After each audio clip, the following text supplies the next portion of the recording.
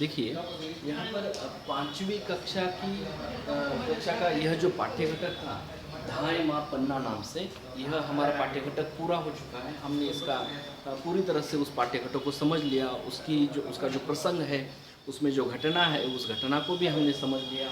जबकि अब उसके प्रश्न और उन प्रश्नों के उत्तर, यह जो बाकी था, तो यह आज मैं आपके सामने प्रस्तुत कर रहा हूँ। देखिए, पहला जो प्रश्न है इसमें कि बहुविकल्पी वाला प्रश्न, जिसमें सही विकल्प चुने, इस नाम से है।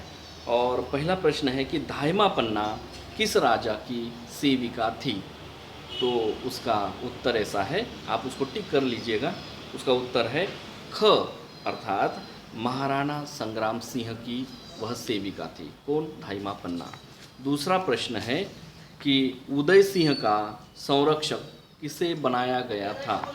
तो उसका आंसर है उदय सिंह का संरक्षक, उसका आंसर है कि क, अर्थात उदय सिंह का संरक्षक बनवीर को बनाया गया था। बनवीर किसे मारना चाहता था।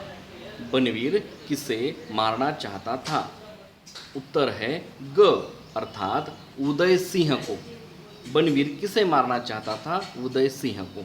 चौथा प्रश्न है पन्ना धाय को उदय सिंह को आश्रय दिलाने के लिए सभी सरदारों के पास क्यों भटकना पड़ा। तो उसका उत्तर है सभी सरदार बनवीर से डरते थे, अर्थात उत्तर है क, सभी सरदार बनवीर से डरते थे, इसलिए पन्नाधाय को उदय सिंह को आश्रय दिलाने के लिए सरदारों के पास भटकना पड़ा था। अगला प्रश्न है उदय सिंह को किस सरदार के यहाँ आश्रय मिला। तो उदय सिंह को किस सरदार के यहाँ आश्रय मिला, देखिएगा उसका आंसर है ख, सरदार आशा शाह। सरदार आशा शाह के पास उदय सिंह को आश्रय मिला था। अब छठा प्रश्न है कितने वर्ष बाद चित्तौड़ की जनता को उदय सिंह के जीवित होने का पता चला। कितने वर्ष बाद चित्तौड़ की जनता को उदय सिंह के जीवित होने का पता चला। इस प्रश्न का आंसर है घ, यानी कि 16 वर्ष के बाद चित्तौड़ की जनता को उदय सिंह के जीवित होने का पता चला। सातवां प्रश्न है आशा शाह ने कि किसके कहने पर उदय सिंह को आश्रय दिया था। तो उत्तर है ग, अर्थात माँ के कहने पर। अब है मौखिक प्रश्न क, देखिएगा प्रश्न पहला है चित्तौड़ किस राज्य में है। तो उसका आंसर है कि चित्तौड़ राजस्थान राज्य में है। दूसरा है चित्तौड़ के 2 वीर पुरुषों के नाम बताओ। चित्तौड़ के 2 वीर पुरुषों के नाम बताओ। पहला है महाराणा संग्राम, दूसरा वीर पुरुष है महाराणा प्रताप। ठीक है, आगे तीसरा प्रश्न उदय सिंह के बड़े भाई का क्या नाम था। उदय सिंह के बड़े भाई का क्या नाम था, उसके पिता का क्या नाम था।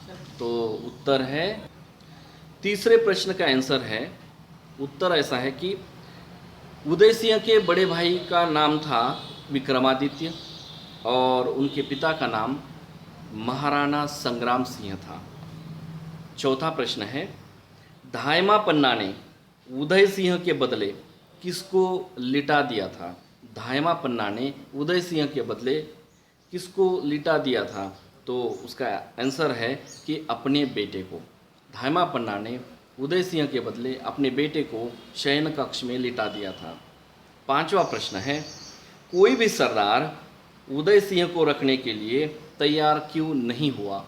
कोई भी सरदार उदय सिंह को रखने के लिए तैयार क्यों नहीं हुआ।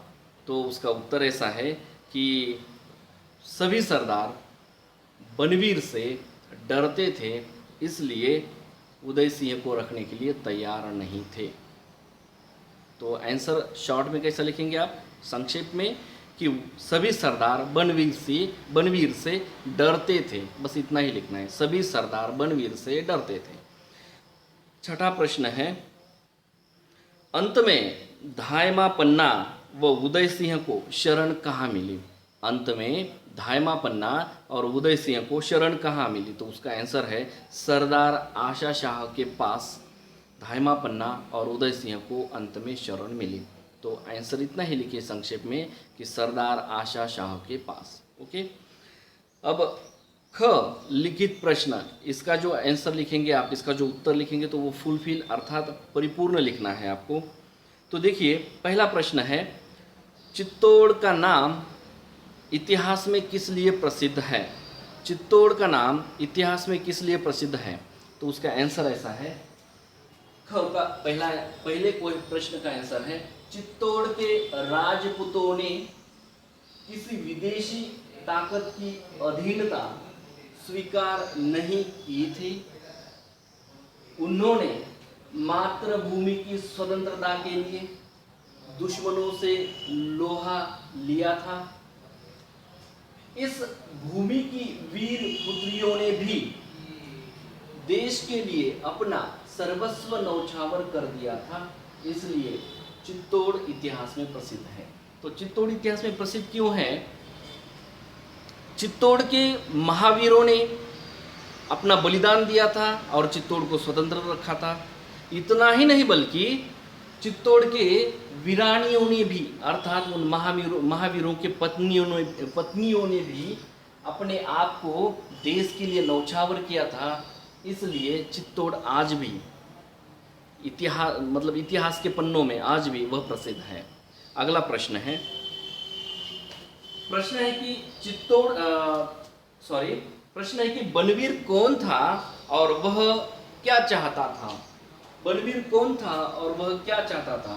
तो बनवीर, उत्तर है बनवीर उदय सिंह का रक्षक था। वह विक्रमादित्य और उदय सिंह को मारकर राजा बनना चाहता था। आंसर आपको समझ में आया होगा, बहुत ही सरल और आसान है। तीसरा प्रश्न है, पन्ना देवी ने बनवीर से उदय सिंह को किस प्रकार बचाया? पन्ना देवी ने अर्थात धायमा पन्ना ने महाराणा संग्राम के पुत्र उदय सिंह को किस प्रकार बचाया था? देखिए क्यों बचा रहे थे उसको, क्योंकि बनवीर उनको मारने के लिए आने वाला था, इसलिए उनको बचाने की कोशिश धायमा पन्ना ने की। तो उसका आंसर यह है कि उदय सिंह के कपड़े, अब देखिए धायमा पन्ना ने उदय सिंह को कैसे बचाया? उदय सिंह राजा का पुत्र है। उदय सिंह के कपड़े और जेवर यानी कि अलंकार, क्या कहते हैं उसको, हम ज्वेलरी कहते हैं ना इंग्लिश में। तो उदय सिंह के कपड़े और उसके जेवर अपने बेटे को पहनाए, किसने? धायमा पन्ना ने। और शयन कक्ष में उसे सुलाया अर्थात लिटाया। इधर उदय सिंह को किसी विश्वासी सेवक के साथ वीरा नदी के पार भिजवा दिया, अर्थात धायमा पन्ना ने उदय सिंह को किसी एक व्यक्ति के साथ, किसी एक सरदार के साथ में उसे वीरा नदी के पार बाहर भिजवा दिया, जबकि यहाँ पर शत्रु थे और शत्रु जिस विक्रमादित्य के संग्राम के पुत्र उदय सिंह को मारने के लिए आ रहे थे। तो उदय सिंह को वीरा नदी के पार भिजवा दिया और यहाँ पर उदय सिंह के कक्ष में धायमा पन्ना ने अपने पुत्र को इस उदय सिंह के कक्ष में, शयन कक्ष में उदय सिंह के कपड़े और जेवर पहनाकर वहाँ पर सुला दिया। और वह शत्रु आए और शत्रु को लगा कि वहाँ पर राजा का पुत्र ही सो रहा है और उसे काट दिया अर्थात मार दिया उन्हें। तो इस प्रकार धायमा पन्ना ने उदय सिंह की जान बचाई।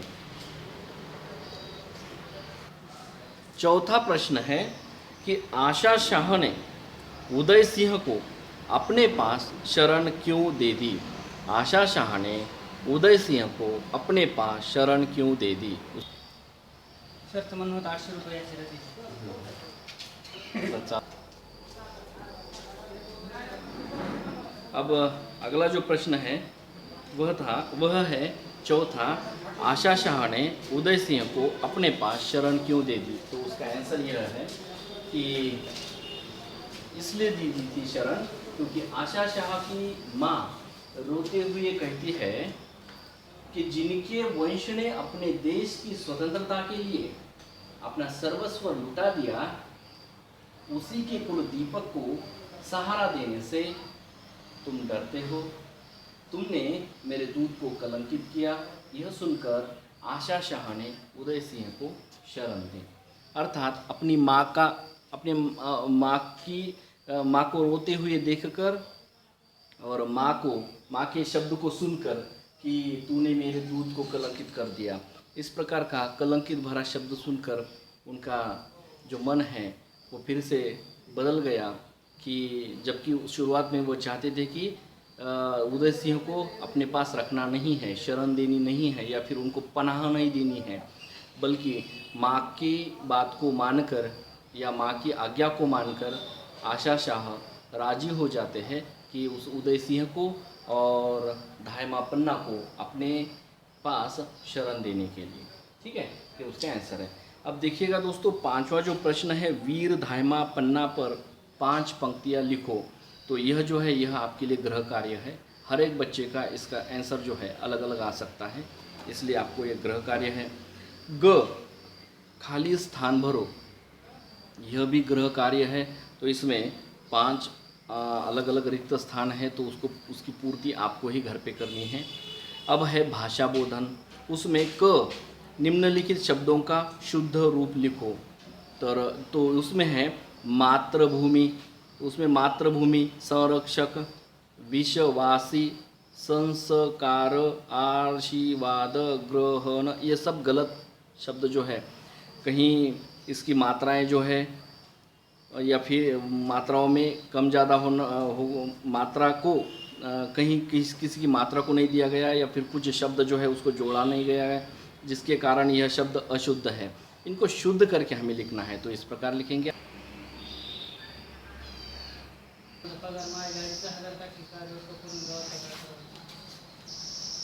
अब भाषा बोधन हम देख रहे हैं, भाषा बोधन जिसमें कि क जो है पहला, निम्नलिखित शब्दों का शुद्ध रूप लिखना है। यह अशुद्ध है, यह शुद्ध है, इधर वाले सभी शुद्ध हैं, ये वाले अशुद्ध है। मातृभूमि, मातृभूमि, संरक्षक, तो ये जो र के ऊपर जो बिंदु है, तो यह बिंदु स के ऊपर चाहिए, तो यह सही शब्द हुआ। अर्थात जो सही और गलत, तो ये गलत शब्द छोड़कर अब सही हम लिखेंगे कि संरक्षक। विश्ववासी, तो सही शब्द है विश्वासी, श व को जोड़ देना है। संस्कार, तो स क को जोड़ना है, संस्कार। आशीर्वाद, आशीर्वाद, आशीर्वाद होता है क्या? नहीं, आशीर्वाद होता है, आशीर्वाद नहीं। ठीक है, तो आशीर्वाद, तो आशीर्वाद।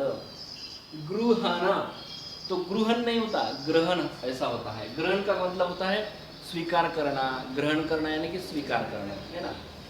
यह शुद्ध शब्द है और यह अशुद्ध शब्द है।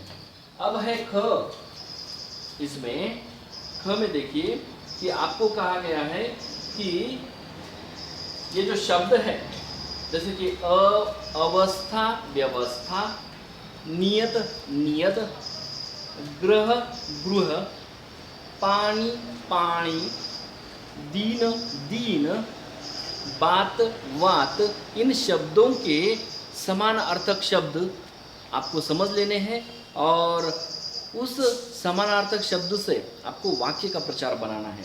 जैसे कि हर एक शब्द का समानार्थी शब्द यहाँ पर मैंने आपको लिख कर दिया, अर्थात उसका अर्थ लिख कर दिया। पर्यायवाची शब्द यहाँ पे लिख कर दिया। अब इस पर्यायवाची शब्द को लेकर आप वाक्य में उपयोग करेंगे उसे, ठीक है, यानी कि वाक्य बनाना है उसको। आपको इस शब्द का वाक्य बनाना है। देखिए, अवस्था, इस शब्द का अर्थ होता है आयु, यानी कि वय, व्यक्ति का वय, आयु, एज, एज, तो अवस्था उसे कहते हैं। तो अवस्था पर आप वाक्य में प्रयोग कीजिए। मेरी अवस्था 5 साल की है, या फिर दिनेश की अवस्था आज 10 साल की है। इस प्रकार से आप वाक्य बनाएंगे। तो एक उदाहरण मैंने दिया, अब बाकी सब आप घर पे करेंगे, लेकिन देखिएगा इसका जो पर्यायवाची शब्द है वो मैं आपको पढ़ के दिखाऊंगा। व्यवस्था का पर्यायवाची है सुविधा, नियत का पर्यायवाची है निश्चित या तय होना, है ना। यहाँ पर न की पहली वाली जो मात्रा है, तो ये वाला जो नियत है उसका अर्थ होता है नियत यानी कि तय, निश्चित करना, नियत करना, है ना। कि मेरे बड़े बहन की शादी अगले महीने में नियत हो चुकी है, अर्थात निश्चित हो चुकी है। अब दूसरे वाले जो विलांटी न की है तो वह है नियत, तो उस वाले नियत का अर्थ होता है इरादा। राजेश का इरादा कुछ ठीक नहीं था। इस प्रकार के वाक्य आप बनाएंगे। तो इरादा का मतलब होता है नियत, है ना। अब है ग्रह, आकाशीय पिंड, उसे हम कहते हैं प्लैनेट। तो ग्रह, आकाशीय पिंड, प्लैनेट। ग्रह, अब यह है गृह। गृह यानी कि घर, कहाँ जहाँ हम रहते हैं वो घर, घर। गृह, घर। पानी यानी कि पीते हैं हम वह जल, और पानी, अब इसको पढ़ते समय जो जिह्वा है आपकी ऊपर तालू के नज़दीक लगाएंगे और उसे पढ़ेंगे पानी। तो पानी का मतलब होता है धारण करना। जैसे कि शब्द है शूल पाणी, तो शूल पाणी का मतलब होता है जिसके हाथ में शूल धारण किया हुआ हो वह व्यक्ति, जिसने शूल धारण किया हो वह व्यक्ति, वह शूल पाणी। ठीक है। अब देखिएगा और एक है वज्र पाणी। वज्र मतलब, वज्र का मतलब वो हथियार, जो हथियार जिसके हाथ में है, जो धारण कर रहा, जिसने धारण किया है वह धारण किया हुआ व्यक्ति, वज्र पाणी, है ना। तो उस प्रकार से पानी यानी कि धारण कर लेना। अब दीन का मतलब होता है दिवस। अब दीन का मतलब होता है गरीब। पहली वाली वेलांटी दीन है तो दिवस है, दूसरी वाली वेलांटी दीन है तो फिर वह गरीब उसका अर्थ है ना। हर एक शब्द का अर्थ यहाँ पे लिख के दिया। अब दूसरा वाला शब्द है कि बात यानी कि बोलना, और वात मतलब वायु। ठीक है। इस प्रकार अब मैंने आपको शब्द निकाल के दिए हैं। अगला है ग। नीचे दिए गए शब्दों में प्रत्यय लगाकर नए शब्द बनाओ। तो उसमें बहुत ही वह आसान है, क्योंकि एक ऊपर उदाहरण दिया गया है। स्वतंत्र, अधिकता, स्वतंत्रता, है ना। अधिक को हम जमा भी कहते हैं हिंदी में। स्वतंत्र, जमाता, स्वतंत्रता। अधीन, जमाता, अधीनता। कलंक प्लस ईत, कलंकित। अब यहाँ पर देखिए, एक समझने के लिए मैं कुछ लिख कर देता हूँ आपको। अब देखो यहाँ पर ग जो है, ग इस आपके इसमें ग है, वह है प्रत्यय लगाकर लिखिए, जो मैंने अभी आपको पढ़कर बताए थे। यहाँ पर अधीन और ता हो गया अधीनता, कलंक और प्लस ईत। तो ये जो ई है, बस इतना ही समझा कर देने के लिए मैंने यहाँ पर फिर से लिखा है उसे। ये जो ई वाली है, छोटी वाली जो ई है, छोटी वाली ई का मतलब होता है मात्रा इधर से, यानी कि पहली मात्रा, और दूसरी वाली बड़ी ई जो होता है, इसका अर्थ होता है दूसरी वाली बड़ी मात्रा। ठीक है, ऐसा उनका अर्थ होता है। कलंक और ईत, इसका अर्थ ये हुआ कि अब ये जो क है लास्ट का, अंत का, इस क को इस ई की मात्रा लगेगी और ई निकल जाएगा। तो ई की मात्रा है पहली, तो कलंकित। विश्वास, स को इस ई की मात्रा यानी कि दूसरी वाली मात्रा लगेगी, विश्वासी। अब है अत्याचार, अधिक ई यानी कि प्लस ई, तो इसमें र को ई की मात्रा लगेगी, ई की मात्रा है दूसरी, अत्याचारी। जीव और इसमें व को ई की मात्रा लगेगी, तो वह है ई की मात्रा पहली, तो यहाँ पर पहली मात्रा लगाइए जीवी। इस प्रकार इसका आंसर हो गया। तो घ पूरी तरह से हमने यहाँ पर सॉल्व किया है। अब है घ, तो आपको वाक्य में प्रयोग करना है, मुहावरों का अर्थ लिखना है, फिर वाक्य में प्रयोग करना है। मुहावरों का अर्थ है जैसे कि लोहा लेना, उसका अर्थ दिया, वाक्य में प्रयोग आप घर पे करेंगे। लोहा लेना, सामना करना। पहले का जो लोहा लेना है मुहावरा, उसका अर्थ है सामना करना। दूसरा है हृदय पर पत्थर रखना, उसका उत्तर है उसका अर्थ है इस मुहावरे का, हृदय पर पत्थर रखना का अर्थ है चुपचाप दुख सहना। अब तीसरा मुहावरा है कि दूध कलंकित करना, इसका अर्थ होता है दाग लगाना या फिर अपमानित करना। इन दोनों में से जो भी अर्थ आपको आसान लगता है, सरल लगता है, उसे आप वहाँ पे उसको अर्थ लिखिए, ठीक है। और अंत में मैं आपको कुछ गृह कार्य देने वाला हूँ, वह गृह कार्य भी आपको पूरा करना है घर पे ही।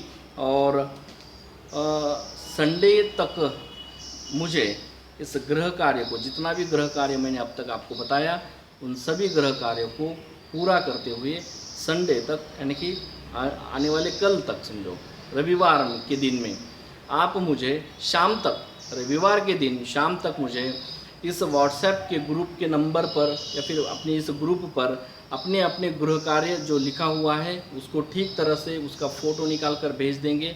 और हर एक जब आप भेजेंगे तो उसके पहले आपका नाम लिखना ज़रूरी है। तो ये किसका गृह कार्य मेरी तरफ चेक करने के लिए आया, जांचने के लिए आया, ये मुझे समझना ज़रूरी है, इसलिए ठीक है, बात याद रखना। और दूसरी बात ऐसी है, गए बार बहुत सारे बच्चों ने गृहपाठ तो भेजे थे, लेकिन एक वो जो उसकी जो फ़ोटो निकालनी पड़ती है, तो एक ही पन्ने की दो बार फ़ोटो निकाल कर वो भेजे थे। तो इसलिए ऐसी गलती मत करना, ठीक तरह से फ़ोटो निकालो। जो ठीक नहीं लगता वो फ़ोटो वहीं पर उसे डिलीट कर दो, फिर ठीक से निकाल कर फिर बाद में भेज दीजिएगा, क्योंकि ज़्यादा परेशानी नहीं होती चेक करने वालों की भी।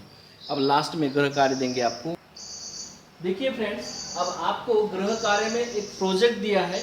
यहाँ पे हालांकि 2 सब्जेक्ट है प्रोजेक्ट के, और इसमें से किसी भी एक को आपको पूरा करना है। और में है ये, अथवा में है, भारत की महान नारियां जिन्होंने बलिदान देकर या फिर युद्ध करके देश की आज़ादी के लिए योगदान दिया, ऐसी 5 नारियों के छायाचित्र लगाकर उनके नाम लिखने हैं और 10 पंक्तियों में उनके कार्य को, उनके कार्य का वर्णन करना है या फिर परिचय कराएं, यानी परिचय देना है आपको। और दूसरा है, ये अथवा में है इसके, ये या ये, इन दोनों में से कोई भी गृह कार्य या फिर ये प्रोजेक्ट कर दीजिए। दूसरा है महारानी लक्ष्मीबाई, राजमाता जीजाबाई, बेगम हजरत महल, रजिया सुल्ताना, अहिल्याबाई होलकर, इनके कार्य का वर्णन 20 पंक्तियों में आपको करना है। इस प्रकार आपको प्रोजेक्ट है, इस प्रोजेक्ट को आप ठीक तरह से इसमें लिख लीजिएगा और इसे मंडे तक, यानी कि सोमवार के दिन तक आप मुझे इसको पूरा करके इस अपने उस व्हाट्सएप ग्रुप पर भेज देंगे, ठीक है। धन्यवाद।